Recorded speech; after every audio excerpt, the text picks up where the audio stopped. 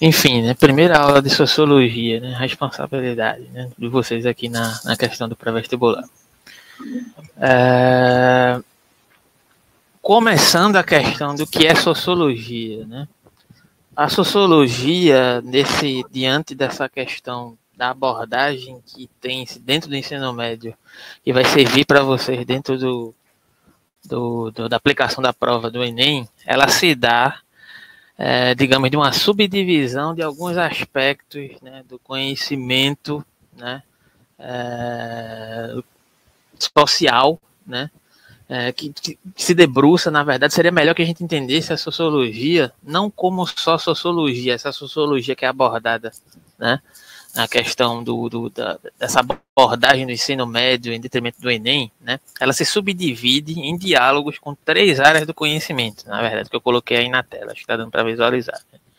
A gente poderia entender, né, como um conglomerado entre antropologia, sociologia e ciência política, né? E nesse sentido, o que é abordado, né, diante dessa perspectiva do ensino médio são não só como sociologia, mas como ciências sociais. Então, qualquer um profissional que se forme, tanto nessa área da antropologia, quanto da sociologia, quanto da ciência política, né, ele é considerado um cientista social. E a sociologia no ensino médio, né, e na temática que é abordada do ensino médio, que deveria ser abordada, né, e que é inserido no Enem, é a partir desse diálogo com essas 3 áreas do conhecimento, que é a ciência política, a sociologia e a antropologia.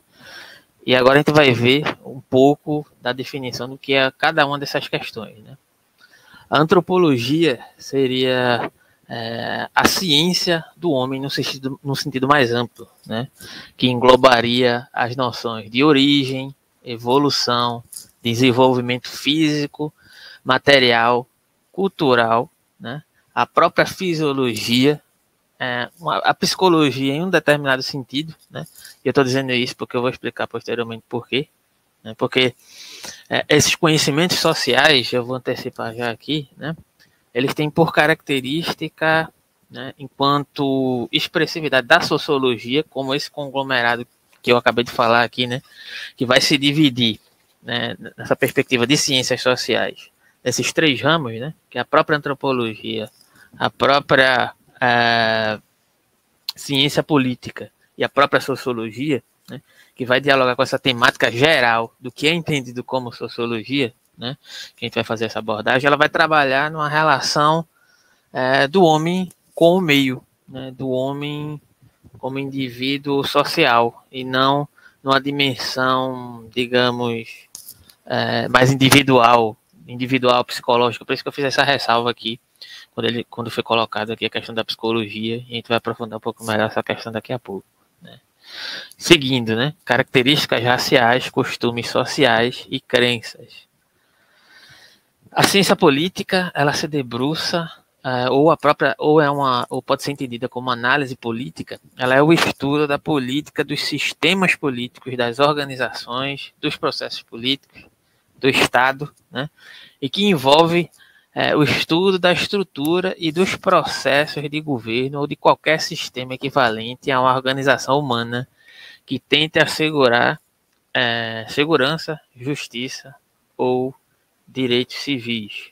E a própria sociologia, que é a matéria, né, que é entendida no sentido amplo, ela é como se ela dialogasse, né, com essas 2 perspectivas aqui, né, da ciência política quanto da antropologia, entendidas todas as 3 como ciências sociais, né, até porque o próprio curso, né, superior, para você se formar em uma dessas 3 áreas, é o curso de ciências sociais, e no caso, quando você termina o curso, você decide por qual área você vai se encaminhar, né? Se vai ser um antropólogo, se vai ser um sociólogo, se vai ser um cientista político, né? Mas a sociologia, ela tem um sentido mais amplo, né, que vai dialogar com essa questão da ciência política, da antropologia, mas pelo seu cerne próprio, né, que seria um estudo científico da organização e do funcionamento das sociedades humanas e das leis fundamentais que regem as relações sociais e as instituições de um modo geral, né? Ou ainda, a descrição sistemática e análise de determinados comportamentos sociais. É como se fosse a generalidade, né? Como se ela, de certa forma, ela tivesse permeada dentro dos questionamentos dos comportamentos organizacionais, né? Digamos, dessa relação do homem com o meio, no âmbito político, social, estatal, do homem com o meio na relação, isso no sentido da ciência política, né? Do homem com o meio no sentido da sua produção cultural, dos seus costumes, né? Das suas relações de cultura, isso no sentido antropológico, e a sociologia ela vai se ampliar para todas as relações que de certa forma não é que ela vai se esquecer do indivíduo, mas é sempre o indivíduo, do sujeito, como representação dessa relação com o corpo social, né? Essa mediação, sempre essa mediação nesse sentido. E aí, retornando, de onde é que surge, né, essa noção de indivíduo em detrimento da sociedade, que de certa forma vai intermediar, né, a própria produção do conhecimento sociológico, né? Ela surge, entre aspas, com Aristóteles, né? Quando ele concebe o homem como ser social, como já foi colocado anteriormente, né? E a sociologia ela tem uma diferença de outras matérias, pelo menos no sentido mais geral, para poder diferenciar essa questão, né? Como, por exemplo, a filosofia, a biologia e a psicologia, né? Que vão se debruçar pela questão da relação do indivíduo e como o indivíduo concebe a sociedade. Diferente delas, a sociologia vai trabalhar com a perspectiva, na verdade, dessa relação, né, do indivíduo versus sociedade, né? E essa diferenciação dela para essas outras matérias, para essas outras áreas do conhecimento, né, que nesse sentido vão realizar, digamos, essa abordagem prioritária, né? Não é que a filosofia ou a biologia, a psicologia vão se esquecer do escopo social e nem que a sociologia ela vai simplesmente se debruçar sobre as relações e ela vai esquecer, né, do indivíduo em detrimento disso. Mas a prioridade, o objeto de estudo da sociologia é o comportamento do indivíduo em detrimento do social e como as relações sociais determinam o comportamento do indivíduo, né? E aí vai ter uma interdisciplinaridade entre essas áreas do conhecimento, né? Entre sociologia, psicologia, biologia e filosofia para poder se debruçarem sobre determinados diagnósticos sociais. Nenhuma delas se dá de maneira exclusiva, mas a prioridade da sociologia é justamente essa relação com o meio, né? Essa relação com o meio no sentido de compreender como é que se formam os comportamentos em detrimento da sociedade, né? E como esses comportamentos culturais, antropológicos, né? E etc., moldam o nosso modo de se relacionar de uns para com os outros, ou como moldam os nossos comportamentos, como, de certa forma, em relação também com os ambientes institucionais, com os ambientes de construção de leis, né? Os aparatos jurídicos e etc. Né? Compreender como é que funciona essa questão dessa relação, né? Desse molde de comportamento que vai influenciar também no indivíduo. Não vai esquecer, porém a prioridade é a relação com o meio, né? Na sociologia enquanto objeto de estudo. E aí tem esse quadro aqui, né? É um quadro da Tarsila do Amaral que vai representar mais ou menos essa questão, né, que eu estava querendo colocar aqui, para poder só ilustrar, né? No qual coloca todas essas pessoas de características diferentes, alturas, cor de pele, costumes, né? Formações familiares diferentes, porém todas elas estão englobadas em um mesmo contexto social que possui regras, possui, digamos, certos comportamentos que são tidos como mais adequados em determinados ambientes, né, e outros comportamentos que são determinados por regras e normas estabelecidas por determinadas instituições, né, e esse círculo que a sociologia, esse traço no qual nós estamos circunscritos, que vai ser o objeto de estudo da sociologia. Como é que é possível tantas pessoas de modos diferentes coabitarem em um mesmo contexto sobre o julgo de determinadas regras de comportamentos ou vícios de comportamentos ou hábitos comportamentais, né? Esse vai ser digamos assim, o objeto de estudo da sociologia, diante desse aspecto. Então, a sociologia também é entendida, não, na verdade ela é uma área do conhecimento muito recente, inclusive, tanto na história, no que concerne a história humana, tanto quanto no que concerne, digamos, a questão de aplicabilidade da matéria no nosso ensino, né? Se eu não me engano, ela tem por volta de 20 a 30 anos, né, de aplicação, né, nas escolas. E, no contexto histórico geral, para a humanidade, ela é muito recente, porque ela vai surgir num período, em alguns períodos, na verdade, né, porque ela vai ser influenciada, do modo geral, por várias áreas do conhecimento, por vários pensadores, pela própria área da filosofia, né, que ela mantém esse diálogo intenso com a própria filosofia, né. Tanto é que são consideradas matérias sempre ali muito próximas, né, apesar de por muitas vezes tratarem de perspectivas completamente diferentes. Mas a sociologia vai surgir a partir de alguns momentos de crise, né, na humanidade, né, para identificar ou tentar diagnosticar alguns movimentos de mudança, né, na nossa sociedade de um modo geral, que são esses contextos: o Iluminismo, a Revolução Francesa, a Revolução Industrial, a maquinofatura inglesa, a própria noção diagnosticada a partir de Karl Marx, né, da noção de luta de classes, né, e em relação ao Brasil, a independência das colônias americanas, né. A sociologia vai surgir, de certa forma, como uma necessidade de diagnóstico a partir desses eventos, né, como a tentativa de dar conta das relações que propiciaram essas mudanças culturais dentro de determinados eventos. Ou seja, ela é entendida como a ciência da crise, digamos assim, da crise humana, né? Então, a partir de um determinado momento, passamos a perceber que só a psicologia, só a filosofia, por mais que seja multifacetada entre vários aspectos, né, só a ciência política, só a ciência econômica, ela não era capaz de dar conta dos fenômenos sociais, né? Então, diante desses eventos, né, desses eventos de crise e de mudança social, surgiram alguns aspectos que deram, digamos assim, uma roupagem mais robusta ao método sociológico. Dentro de alguns desses pensadores, muito antes de surgir e ser cunhado o termo sociologia, que influenciaram, de certa forma, a própria sociologia, são citadas aí, né? Montesquieu, Rousseau, Saint-Simon, Comte e Tocqueville.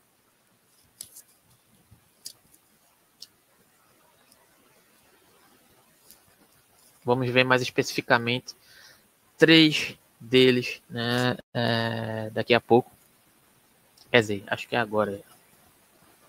Que são Weber, Durkheim e Marx. Esses aí com certeza caem no Enem. Sempre caem, né? Então, eu vou fazer uma contextualização, um resumo geral. Posteriormente eu vou retomar, né, alguns aspectos desses 3 pensadores, porque não vai dar para dar conta deles 3 agora, mas alguns aspectos a gente vai tocar ainda hoje, né? E aí eu vou oscilar entre o slide e alguns trechos do PDF que eu estou aqui, que é do livro, que vai aprofundar um pouco mais desses 3 pensadores, né? E vocês fiquem à vontade em... Opa, era isso que eu ia dizer agora. Vocês fiquem à vontade para comentar, interromper, deixar um comentário aí, porque eu não tenho problema com isso, não. Então, Durkheim é conhecido como o pai da sociologia. É um dos 3, né? Um dos 3, porque ele é considerado, digamos assim, ele, Karl Marx e Weber, mas o Durkheim também é conhecido como um dos pais da sociologia, né? Essa tríade aí. Então, a sociologia como ciência, ela se depara diante dessa perspectiva, né, das crises e das mudanças sociais, né, que ocorrem inevitavelmente durante toda a história da humanidade, mas mais especificamente muito próximo ao século XIX, né, algumas modificações que são essenciais, né, na constituição da nossa história enquanto humanidade. Porém, ela surge como um determinado problema também, né? A sociologia, ela se pretende ser um método de diagnóstico do homem, da relação do homem em sociedade. Mas como é que eu posso fazer, digamos assim, um diagnóstico da sociedade ou um diagnóstico da relação do homem com a sociedade se eu sou o próprio homem em sociedade. Ou seja, tem um problema da relação sujeito-objeto aqui, né? Não é como eu ser um biólogo e examinar uma cultura de células, porque eu estou determinado por uma diferenciação do meu objeto de estudo, né? Digamos assim. O meu objeto de estudo é claramente divergente de mim, né? E por mais que, de certa forma, a minha teoria científica ela influencie no meio pelo qual eu vou examinar aquele objeto de estudo, né? Mas eu sei que aquele objeto de estudo, ele, de certa forma, ele diverge de mim. Mas como é que eu vou colocar o homem como objeto de estudo dentro do aspecto sociológico se quem estuda esse, digamos assim, esse objeto também faz parte do movimento de mudança, né? Ou seja, o homem em sociedade examinando o homem em sociedade, né? Então, é necessário um certo distanciamento para ver, digamos assim, para dispor desse método científico, né, sociológico, para poder, de certa forma, dar conta desses diagnósticos sociais. Só que aí, em certo sentido, né, esse aparato teórico sociológico, né, ele se, digamos, ele se soluciona a partir do momento pelo qual, né, esses homens, como por exemplo Marx, Durkheim e Weber, não se eximiram do seu comprometimento enquanto necessidade de mudança com os aspectos sociais. O que é que eu quero dizer com isso? Cada um deles, quando fez um determinado diagnóstico dessa relação das mudanças sociais, eles também tinham alguns intuitos, né, de diagnóstico, de propor novos modos de se relacionar para com a sociedade. Ou seja, o exame ou o diagnóstico que esses pensadores fizeram, né, não considerava que eles estivessem à parte da sociedade, mas considerava, inclusive, a possibilidade e a proposta de mudança a partir da construção das suas teorias. Ou seja, cada diagnóstico de Marx, de Weber e de Durkheim também estava comprometido com o diagnóstico do aspecto do movimento social e uma proposta de intervenção, né? Então é nesse sentido que eles, de certa forma, procuram solucionar esse problema da relação, né, do homem que examina o homem em detrimento digamos, do seu objeto que é igual a si mesmo, né, seu objeto de estudo que é igual a si mesmo. E aí, alguém falou em Durkheim aí. Durkheim se baseava, em certo aspecto, né, um dos diagnósticos de Durkheim era examinar essa relação que eu mencionei ali inicialmente, né, da mudança ou da relação do sujeito com o meio ou do homem com o meio, né? A partir de uma coisa que ele chamava de fato social. E aí está esse livro aí na tela, o livro do próprio Durkheim, é o método sociológico, no qual ele vai dispor dessa perspectiva ou desse conceito do fato social para poder fazer um de seus diagnósticos, né? Porque são vários, né? São várias perspectivas, mas não dá para a gente trabalhar todos aqui. Mas alguns deles a gente vai trabalhar entendendo essa perspectiva do fato social. Então, o que é o fato social para Durkheim? Durkheim vai entender que o fato social, o nosso comportamento ou o comportamento humano, ele vai se dar a partir de uma análise sociológica que pode, de certo sentido, ser diagnosticada pela generalidade e pela exterioridade, né? O que é que ele quer dizer com isso? Vou tentar dar um exemplo aqui. Todo fato social que se imprime no comportamento social de um determinado contexto, de uma sociedade, né, ele, para poder ser examinado pela sociologia a partir de Durkheim, ele tem que ser um fato geral. Ele não pode ser particular. Ele não pode ser uma impressão que eu tenho, né?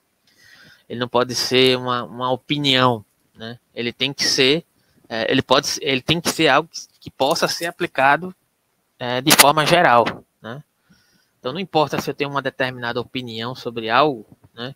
Enquanto num contexto mais geral, normativo nesse sentido eu quero dizer que existem regras que, por exemplo, vou ser mais enfático nessa questão.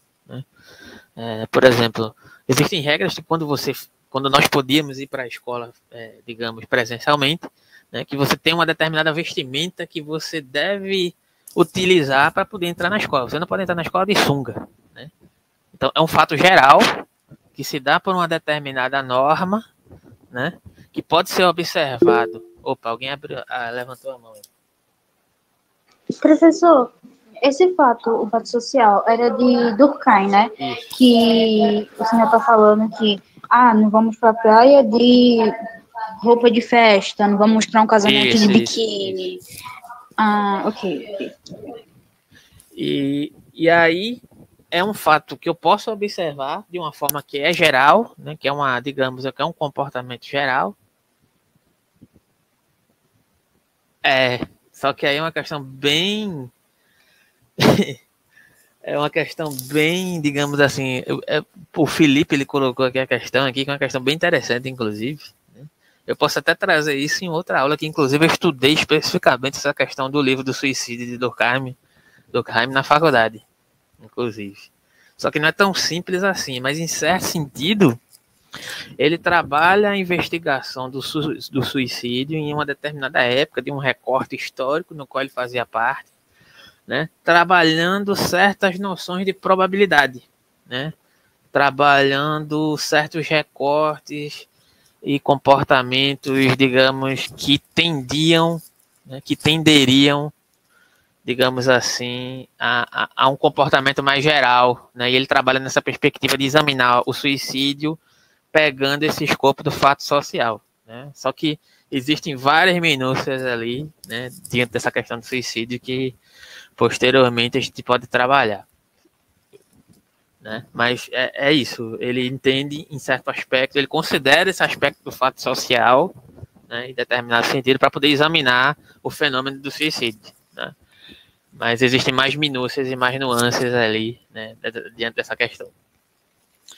Mas assim, alguém colocou outra questão aqui, né? Marx, Weber e Durkheim são considerados pais da sociologia. É isso mesmo.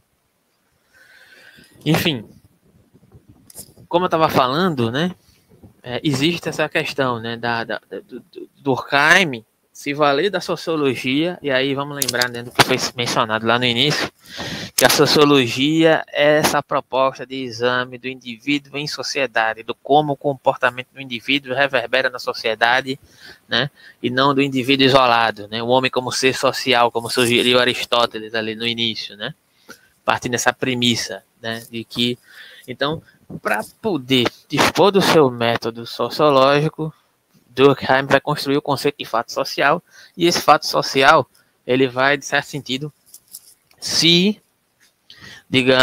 constituir a partir de três questões principais. De uma generalidade, né, de algo que pode ser geral, né, e isso inclui a questão do suicídio, como o Paulo colocou ali, né, de uma observação geral de determinadas disposições a um determinado comportamento que pode ser observado de forma geral, que é exterior, né, que não é uma questão interna, né, uma questão subjetiva, né, que é algo que se imprime em cima de mim, que é algo que me força e existe a noção de coercitividade. Coercitividade é uma palavra meio forte, que às vezes dá uma ideia de, digamos, obrigatoriedade ou de uma força policial ou algo do tipo, né?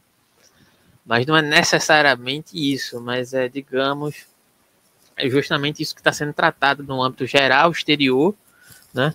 Que é algo que, de certa forma, vai considerar o meu comportamento inadequado, né, para estar em um determinado contexto. Então, diante da minha inadequação de um determinado comportamento que eu possa vir a ter, que não, digamos, coadune, que não corresponda àquele determinado ambiente, se exerce sobre mim uma determinada coerção. Eu sou, em certo sentido, obrigado a me comportar com a homogeneidade daquele meio social. É aquela questão que eu tinha falado aqui, né? Que eu não vou poder dar uma aula no colégio se eu não colocar a vestimenta adequada para habitar dentro do colégio, porque as regras daquele determinado ambiente me determinam que E muitas vezes isso não precisa nem ser dito, né? Isso já é, em certo sentido, subentendido. Então a coerção, ela já é, de certa forma, já é dada, né? Eu não preciso ler as regras para alguém de um determinado local. Pode falar. É quando alguém nos olha num restaurante, por exemplo, e, sei lá, você não tá comendo de garfo e faca como é normalmente, e ali já é aplicada aquela coerção? Pode ser nesse sentido também, né? Só que aí vai envolver outras questões também, né? Que aí vai complicar a própria teoria do fato social do próprio Durkheim, porque, digamos, tem toda uma questão social que vai, digamos assim, passar por outras questões que em certo sentido, talvez coloque em questionamento essa questão do fato social do Durkheim, né? Mas em certo sentido, sim, talvez essa coerção, né, ela faz com que nós tenhamos determinados comportamentos adequados a determinados ambientes. Só que isso também envolve outras coisas, né? Digamos, sei lá, vou usar um exemplo aqui aleatório, né? Uma pessoa que tem condições mais baixas, né, ela só tem condições de se vestir daquele determinado modo, e ela vai para um bairro onde as pessoas se vestem de tal modo, e em certo sentido ela é vista como alguém inferior. Isso não se encaixaria nessa questão, pelo menos na minha visão, dessa coerção do fato social que o Durkheim estava observando, apesar de, digamos, se encaixar também, né? Isso aí seria muito mais uma discriminação do que um diagnóstico, mas também pode ser entendido em certo sentido dessa questão. Alguém levantou a mão aí. Pode falar. Levantou e baixou? Quer falar mais não? Eu acredito que tenha sido um engano, porque abaixou logo em seguida. Tá bom, então tranquilo. Então é isso, né? Em certo sentido faz sentido, porém essa questão, digamos, desse olhar discriminatório, ele já traz outro fator também, né? Não é só essa coercitividade que o Durkheim está falando. Apesar de que pode ter relação e pode não ter, aí depende do caso a caso. Mas para entender de forma geral, né, nesse sentido, né, que existem regras que se colocam sobre nós de um determinado aspecto, né, que de certa forma nem precisam ser ditas e que nos coagem a nos comportarmos de determinado modo, né? Então, o fato social é algo que deve ser examinado, inclusive, eu acho que ainda corresponde a essa questão que eu coloquei, porque não é que o fato social está dado, é um fato social, está justificado, né? Não, é a partir de um determinado comportamento que é geral, que é exterior, que é coercitivo, que eu vou examinar para ver se ele é coerente ou não, né? E diante disso eu vou poder ver se esse fato social, ele é discriminatório ou não é, né? Também, em determinado sentido. Já Weber, e aí eu vou escolher um desses pensadores para a gente ler um trecho que está no livro, que eu acho que não vai dar tempo de a gente ver todos, né? Mas enfim, aí fica para a próxima. Já Weber, ele vai trabalhar numa linha que é entendida como linha compreensiva. O que é essa linha compreensiva, né? Weber vai entender que toda a ação social ela é dotada de um determinado sentido, né? E que se dá ou se dão pelas perspectivas das relações sociais, né, digamos assim. Então, o objeto de exame de Weber, isso de forma bem geral, viu? Então, o objeto do exame, do escopo de trazer os comportamentos dessa relação do sujeito enquanto sujeito e objeto, né?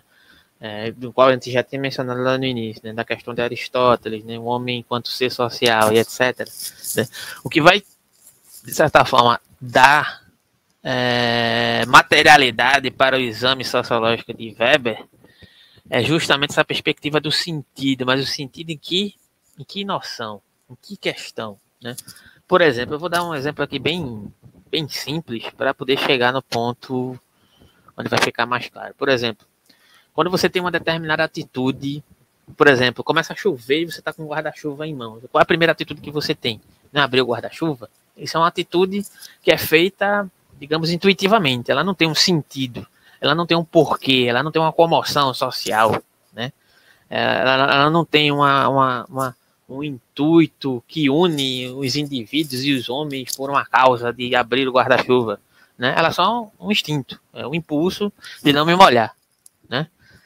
Então, o sentido para Durkheim é quando, por exemplo, sei lá, acontece, eu vou dar um exemplo aqui, acontece um atropelamento de alguém que atropelou uma pessoa irresponsavelmente no meio da rua, né? E as pessoas veem aquele fato e as pessoas se unem em prol de uma causa para queimar pneu, para fazer, sei lá, se revoltarem de alguma forma, né? Por mais que isso seja talvez um pouco aleatório, mas tem um sentido ali, tem algo que une aquelas pessoas com um senso de pertencimento, né?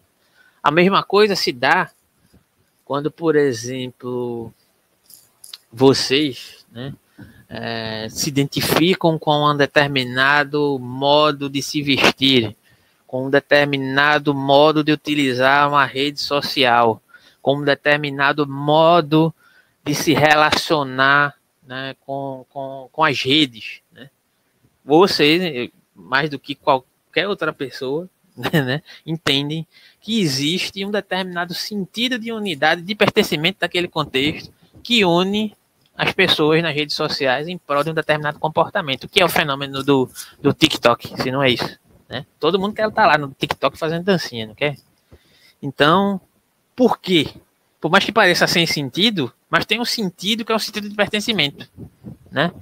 Não é uma questão aleatória, mas é um desejo, é um ímpeto de pertencer àquele contexto. Então, o sentido é esse. O sentido dado é mediado por essas relações sociais. E para Weber, né, nesse sentido, é isso que vai dar materialidade ao objeto de estudo dele para poder investigar essas relações sociais, diferente de Durkheim.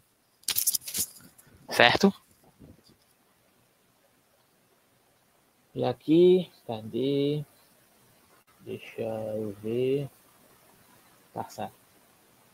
E aí tem outras questões que aí eu não vou entrar agora, né? Ele fala dos tipos de ações, né? Ação tradicional, afetiva, ação racional com relação a valores e ação racional com relação a fins. Ele define os tipos de ações que se relacionam com os sentidos em 4, né? Que são essas. Só que eu acho que não vai dar tempo hoje de a gente entrar nisso. Aqui eu vou passar diretamente para Karl Marx. E aí talvez escolher um deles, né? Para a gente falar um pouco mais até encerrar aqui. Qual deles vocês sugerem? Deixa eu só ler aqui esse contexto aqui de Karl Marx, né? Para Karl Marx, né? O objeto de estudo de Karl Marx, ele se dá, né?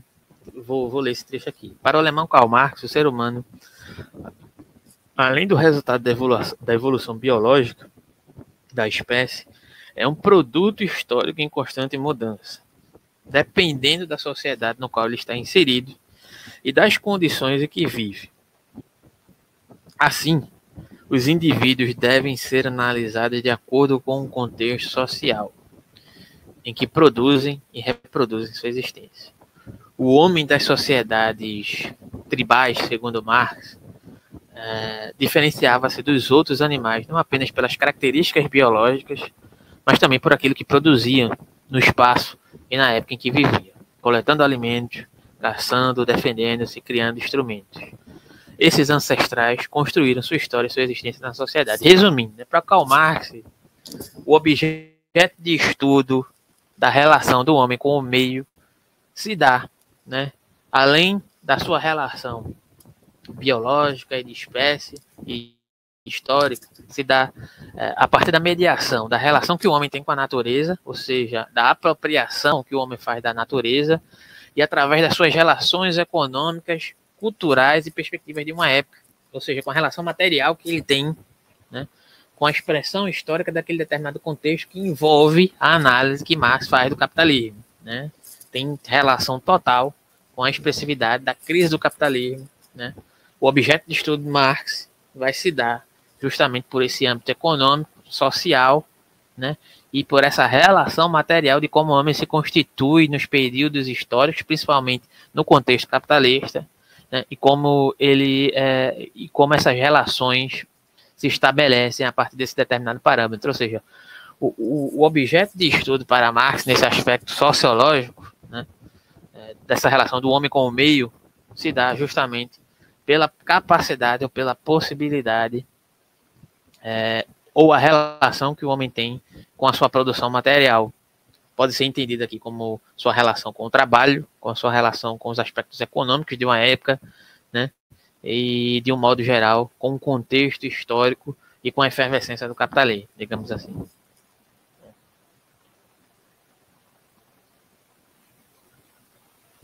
E aqui já é uma questão de Weber, eu vou voltar para o livro, porque aí seria uma questão que eu deveria colocar depois. Aqui eu acho que eu vou entrar em Marx, porque talvez tenha ficado um pouco incompleto esse trecho aqui. Aí eu vou parar aqui a apresentação e vou colocar o texto para finalizar.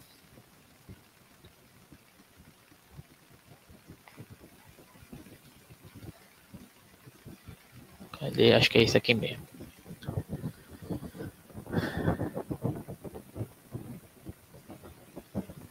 Então vamos lá, né? Vamos prosseguir aqui em Karl Marx. É isso, apareceu aí na tela, né? Então vamos lá. Vamos finalizar dentro desse contexto para ver se a gente consegue entender melhor o que diabos Karl Marx está querendo dizer. Ao produzir as condições materiais de existência, o ser humano elabora sua consciência, seu modo de pensar e conceber o mundo. Isto é, as explicações, as leis, a moral e a religião em uma sociedade.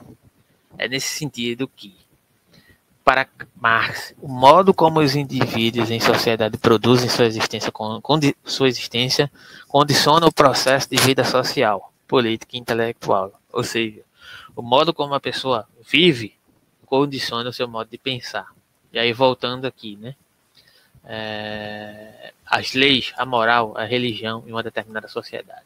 Esse é o diagnóstico que ele faz, né? Primeiramente. Assim, a sociedade produz o indivíduo e este produz a um só tempo a sociedade. A capacidade de se relacionar em sociedade trabalhando, aprendendo, construindo e inovando é uma característica fundamental do ser humano. Por isso, Marx não analisa o indivíduo genérico, abstrato, mas os indivíduos humanos reais que vivem em uma sociedade histórica. A produção do indivíduo isolado, fora da sociedade. É tão inconcebível quanto o desenvolvimento da linguagem sem indivíduos que vivam juntos e conversem. Aqui eu vou tentar usar um exemplo que às vezes eu utilizei ali para poder entender isso que Marx está querendo colocar, que é assim, né? Vou usar um exemplo alegórico, o que é o método de análise em Marx, né? Para vocês poderem compreender. Marx analisa os movimentos da história, ou da perspectiva histórica, e o modo como o indivíduo se relaciona com a sociedade, né?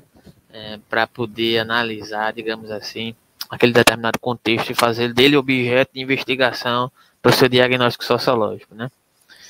Então, diante disso, né, eu vou usar um exemplo. Esse exemplo existia um jovem, né, que não sabia qual carreira ele ia seguir, né, e a partir de um determinado momento ele vai fazer um desses testes vocacionais, né, para descobrir qual a carreira que ele vai seguir, né. E nesses testes vocacionais, né, digamos assim, vai dar uma determinada porcentagem, né, digamos assim, para cinema 30%, arte 10%, medicina 90%. E dentro desse teste vocacional e toda a impulsividade, toda a pressão da família, ele escolhe fazer medicina e faz medicina. E se forma em medicina, né, e se forma como profissional, exerce mais de 15 anos de medicina e chega um determinado momento, né, que ele decide que não é isso mais que ele quer da vida dele, né? Ele decide que, na verdade, ele é um apaixonado por cinema e vai escolher cinema e vai largar a carreira de medicina e faz cinema e deixa tudo para trás, né? E, em certo sentido, já com a outra idade, com a outra maturidade, com a outra perspectiva, né? Já não mais tão jovem, mas larga tudo e vai fazer cinema. Então, diante do método de Marx de analisar a relação do indivíduo com o meio, considerando essa história, como é que nós explicaríamos a escolha que foi feita, né, digamos assim, anos atrás, por aquele jovem que escolheu fazer medicina, mesmo sabendo que talvez não fosse aquilo que ele queria para si?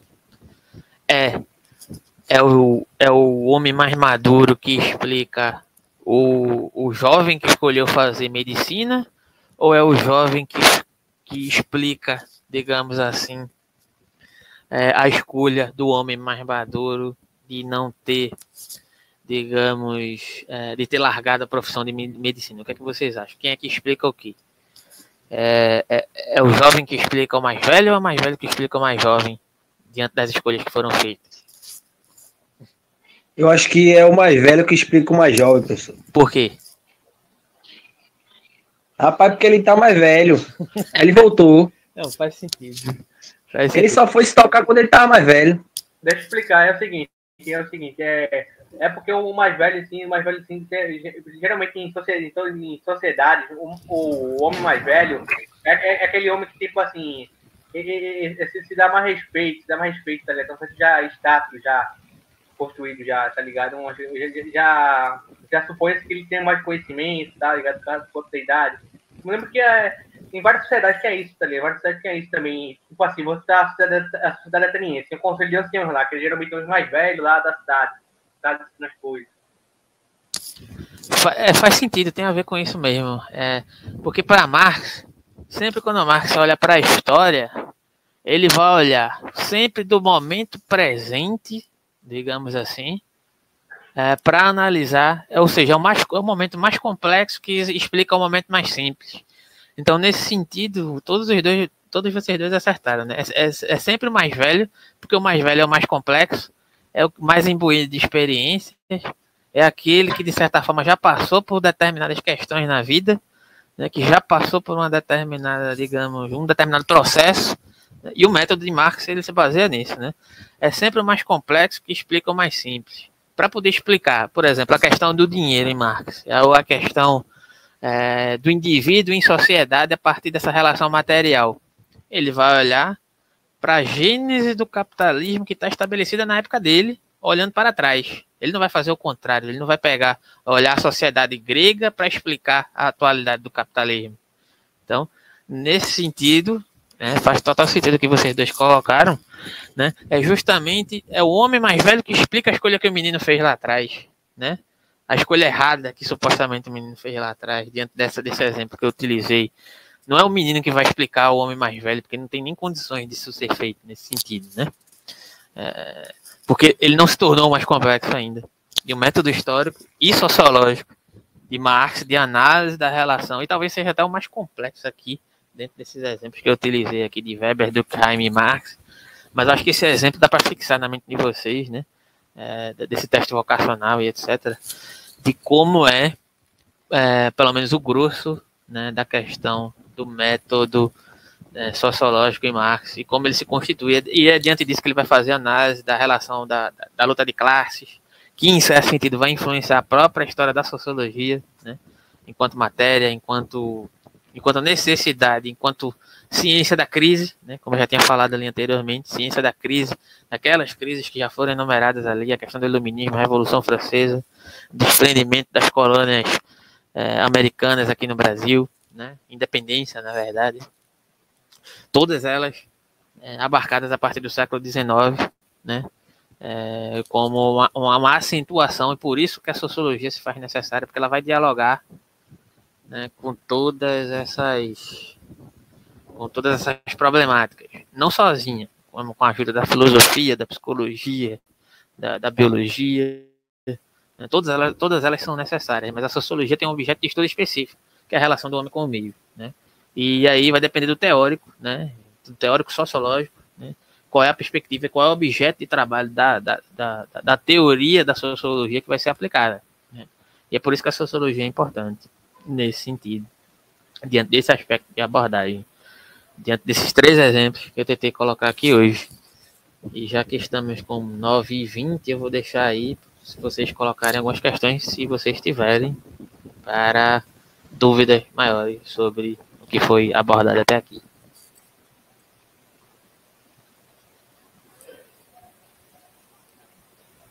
Alguma dúvida? Alguma